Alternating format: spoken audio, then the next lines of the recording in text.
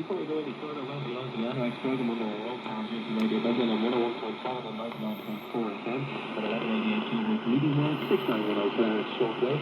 Now, before I go any further with our newspaper articles, Farda of Free Radio News from Ireland, and to tell you that there is some problems Irish programming has been held on shortwave since then, but everyone transmitted by stations in other countries.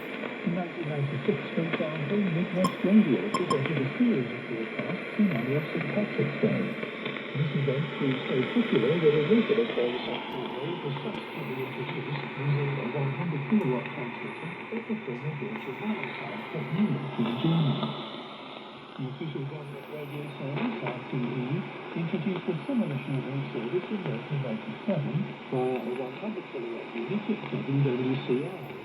Tennessee, to coverage of the Americas, Africa and the Pacific, and then later also from Learning Network 1 in the UK. And finally, it was also in 1997 that UCB, United Christian Broadcasters, launched their own shortwave service with a 1 kilowatt transmitter on the air from a site just south of the Dublin in Northern Ireland.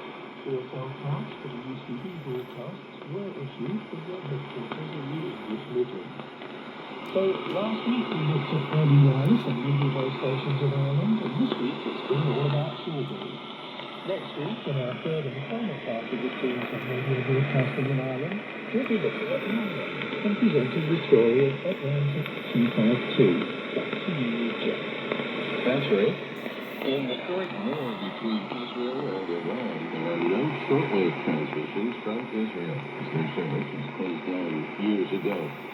What does help us World Radio does include reports of listeners hearing the voice of the Islamic Republic of Iran at 11740 kHz. Here's a bit of what they sound like. World Cable from Voice of the Islamic Republic of Iran. Dear listeners, today is Saturday, June 14th. Let's remind our listeners that in the early hours of Friday, the Occupied violent regime violated the territorial integrity and national sovereignty of our dear Iran by launching attacks at residential areas in Tehran and other cities, murderously slaughtering some of our children, innocent men, women, and children, as well as a number of the most patriotic defenders of our nation who stood firm in safeguarding Iran's dignity, authority, and advancement in science and technology. We know that the WRMI has had trouble obtaining replacement tubes for their high-power shortwave transmitters due to the international sanctions placed on their country. That may be negatively affecting their shortwave transmissions.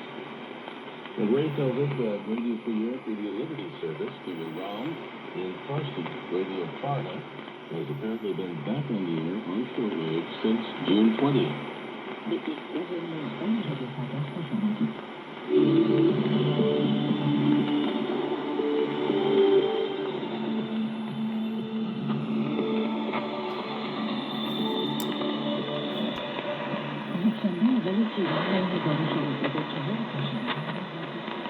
Here's the schedule for Radio Farda.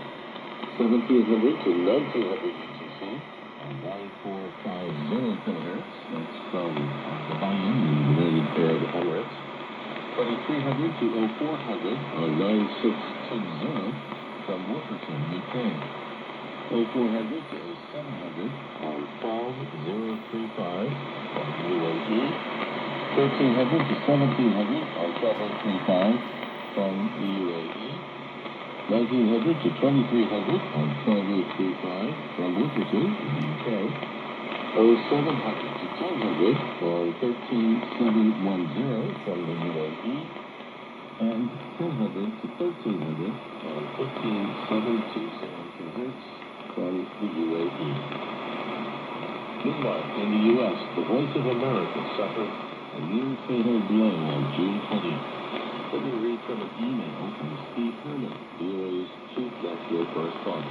He says, the Voice of America died a second time today, June 20th.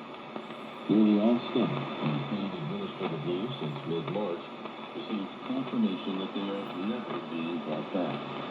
Some dozens of journalists, editors, producers, and technicians have been peacefully summoned to VOA in recent days, to create a fiction of the statutory minimum to demonstrate to federal judges that the destructive acts by insurance agencies for global media were not arbitrary and capricious. These resulted in 5 minutes of daily broadcasts via shortwave radio from Kuwait to Afghanistan in the Dari and Pashto languages. A video package posted online in Mandarin Chinese and an hour a day in Farsi to Iran. Most remaining full-time staffers, hundreds of contractors at R&D television, including those of the Persian Service, were employed by UMass from Kerry Lake, so-called special advisor to the U.S. Agency for Global Media, that they are part of a massive reduction in force and will be axed on September 1st, Labor Day.